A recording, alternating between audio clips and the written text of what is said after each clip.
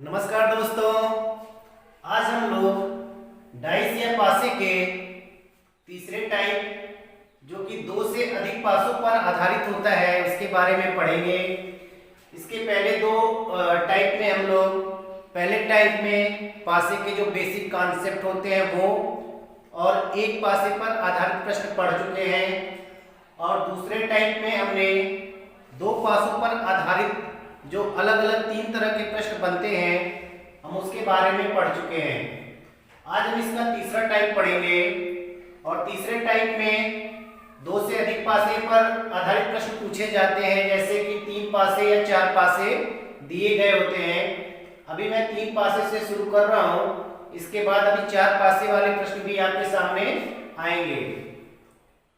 तो देखिए, देखने में भले आपको लगे कि यार इतने सारे पासे हैं, तीन पासे आ गए, अब इसमें ज्यादा समय लगेगा या ज्यादा दिक्कत होगी, लेकिन आपको बता दूं बिल्कुल भी समय नहीं लगेगा। बिल्कुल आसान तरीके से आप इसको भी हल करेंगे। ठीक है, बस वही जो दो पासे पर आधारित प्रश्न मैंने पढ़ाया था, अगर वो फॉर्मूले आपके दिमाग में हैं तो आप आराम से इसे भी हल कर सकते हैं। तो चलिए इस पहले प्रश्न को हल करते हैं। अच्छा, इससे पहले मैं आप लोगों से ये निवेदन करना चाहूंगा कि प्लीज अगर अभी तक आप लोगों ने मेरा चैनल सब्सक्राइब नहीं किया है तो प्लीज आप लोग चैनल को सब्सक्राइब कर लीजिए। तो चलिए इस पहले प्रश्न को हल करते हैं। पहला प्रश्न देखिए, यहाँ पे तीन पासे दिखाई दे रहे हैं। इन तीनों पासों में कुछ अंक जो है अंकित है, जैसे कि 6, 1, 4, 5, 3, 6, 4, 1, 2। अब आपसे पूछ रहा है कि तीन के विपरीत सतह पर कौन सा अंक होगा। तीन के विपरीत सतह पे तो देखिएगा, तीन यहाँ पे आया हुआ है और इसी के विपरीत सतह पे पूछ रहे हैं कौन सा अंक होगा।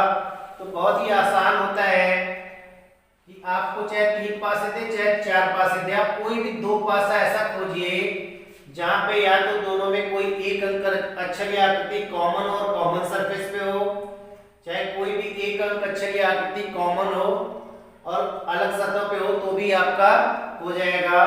आप क्लॉकवाइज डायरेक्शन से घुमा के भी निकाल सकते हैं, आप कॉमन सरफेस वाला भी फार्मूला अप्लाई कर सकते हैं। तो देखिएगा, जैसे कि अगर आप यहाँ पे देखिए तो 6 यहाँ पे भी आया है और 6 यहाँ पे भी आया है।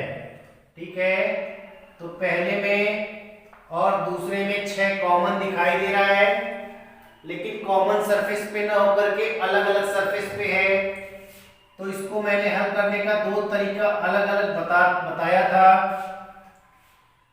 कि कॉमन वाले के लेफ्ट में जो है वो एक दूसरे के अपोजिट, यानी कि इसके लेफ्ट में 4, इसके लेफ्ट में 3, ये 4 और 3 एक दूसरे के अपोजिट हो जाएंगे, और इसके राइट में 1 और इसके राइट में 5, तो 1 और 5 एक दूसरे का अपोजिट हो जाएगा।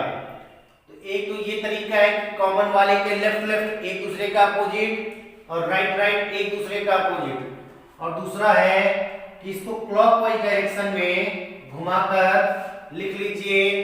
तो क्लॉकवाइज डायरेक्शन में घुमाएंगे तो क्रम आ जाएगा 6, 4, 1। तो यहाँ पे आप लिख लीजिए 6, 4, 1, और यहां से घुमाएंगे क्रम तो आ जाएगा 6, 3, 5, 6, 3, 5। ये जो ऊपर नीचे आ रहे हैं अंकों के जोड़े, यही एक दूसरे के विपरीत सतह पे हो जाएंगे, विपरीत होंगे। आपसे पूछा 3 के विपरीत सतह पर कौन सा अंक होगा, तो 3 के विपरीत सतह पे आ गया 4। तो ये देखिए, ये वो आपने खोजा था कि दोनों में से कोई एक अंक अक्षर या आकृति कॉमन और कॉमन सतह पे ना होकर के अलग अलग सतह पे हो। अब देखिए, एक और भी तरीका अप्लाई कर सकते थे आप, फिलहाल वो नहीं होगा, चलिए ठीक है।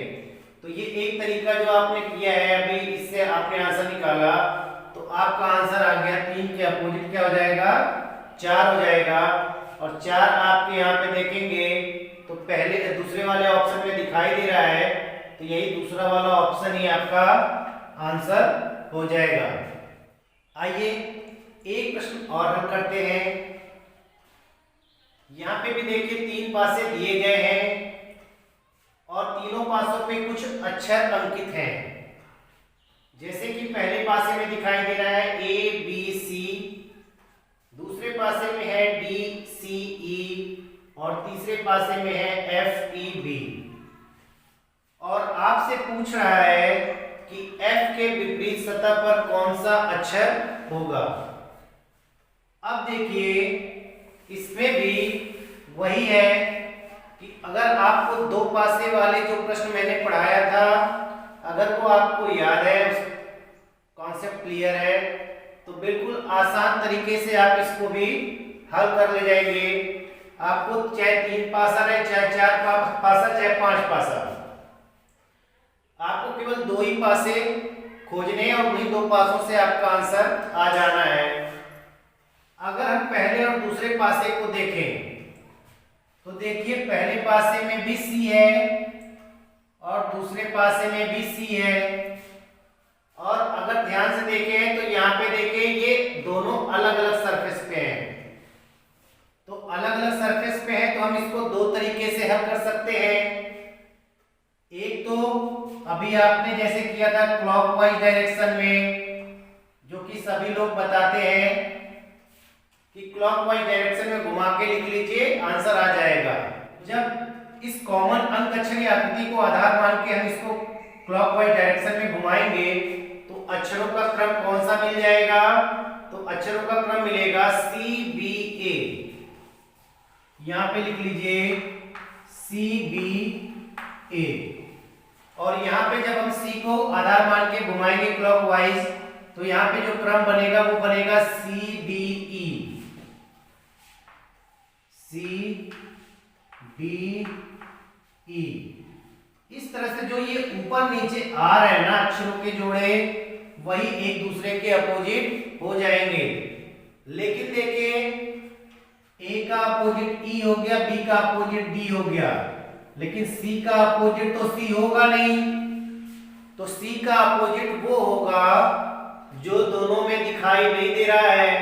तो इन दोनों पासों में एफ नहीं दिखाई दे रहा है, तो एफ जो है यही इसका अपोजिट हो जाएगा। तो एक तो ये तरीका है। दूसरा देखिए, अगर आप पहले और तीसरे को अगर आप देखें तो पहले में बी है और तीसरे में भी बी है, ठीक है।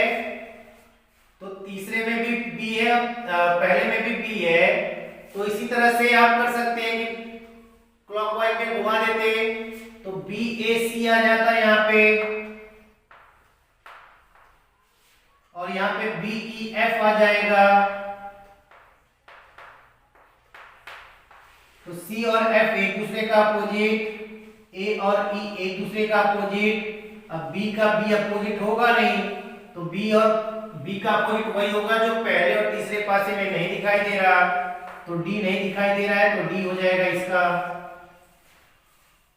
और दूसरा तरीका जो है मैंने पहले ही बताया था कि कोई भी अगर एक अंकअक्षरीय आकृति कॉमन दिखाई दे तो जो कॉमन अंकअक्षरीय आकृति होती है उसके लेफ्ट वाले दोनों पासों में जो उसके लेफ्ट में होंगे वो एक दूसरे का अपोजिट हो जाएगा, और दोनों पासों में जो उसके राइट में होंगे वो एक दूसरे के अपोजिट में हो जाएंगे।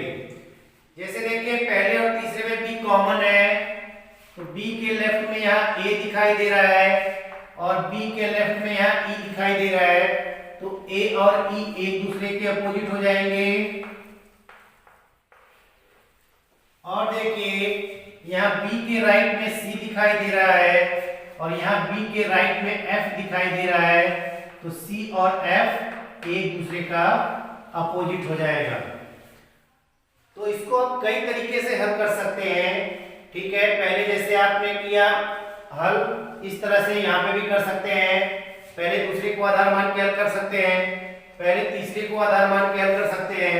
वैसे पहली वरीयता उसी को दिया करिए कि जिसका अपोजिट पूछा जा रहा है। जैसे एफ का पूछा जा रहा है तो एफ के साथ में जो अक्षर आए हैं इनका रिप्लेसन कहाँ पे हुआ है उसको जो है पहले शुरुआत किया करिएगा।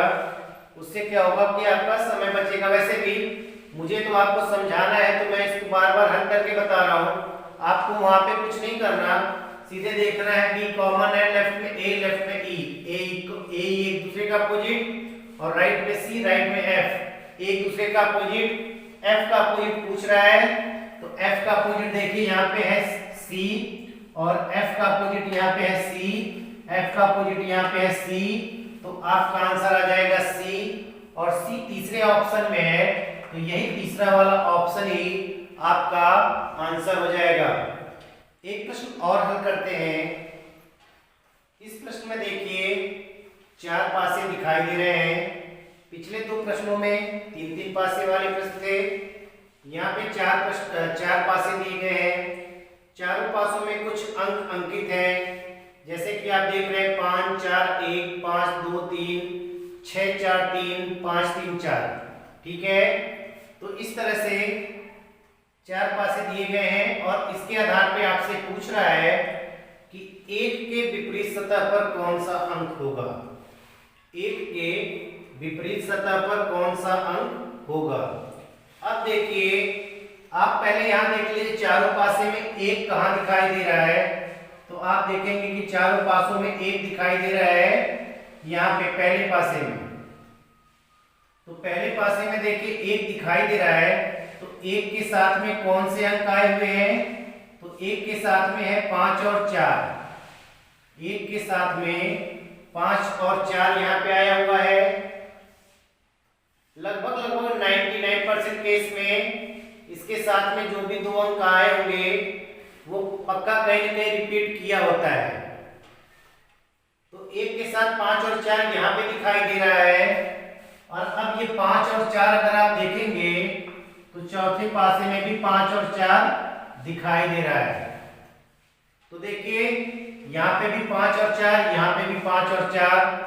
ये जो 2 पासों वाले में मैंने बताया था तीसरे भाग में कि जब 2 पासे दिए गए होते हैं और दोनों पासों में 2 अंक अक्षर या आकृति कॉमन होते हैं, तो इस कॉमन अंक अक्षर या आकृति को छोड़ करके दोनों पासों में जो शेष एक सतह बचता है वही एक दूसरे का अपोजिट हो जाता है। तो 5 और 4 यहाँ पे, 5 और 4 यहाँ पे कैंसिल हो गए। अब यहाँ पे बच गया 1 और यहाँ पे बच गया 3। तो अगर 1 का अपोजिट पूछेगा तो 3 और 3 का अपोजिट पूछेगा तो 1। तो इस आधार पे आपका आंसर तुरंत आ जा रहा है कि 1 के विपरीत सतह पर कौन सा अंक होगा, तो आपका आंसर आ गया 3। एक तो ये तरीका है और बाकी तो सब में है कि पहले में भी 5 है, दूसरे में 5 है, ठीक है। पहले में भी 5 आया हुआ है, दूसरे में भी 5 आया हुआ है और सबसे सही तो ये है कि दोनों में समान सतह पे है, ठीक है। दोनों में समान सतह पे है, तो समान सतह पे है तो एक चीज और होता है, तो कॉमन वाले को छोड़ के बाकी दोनों पासों में जो शेष समान सतह बचते हैं वो एक दूसरे के अपोजिट हो जाते हैं। तो इसके आधार पे भी आप आंसर निकाल सकते हैं। इस तरह के प्रश्नों को और भी कई अलग अलग तरीके से हल कर सकते हैं। तो फिलहाल आपका जितना काम था और आंसर निकालना था वो आपका इसी से आंसर निकल जा रहा है।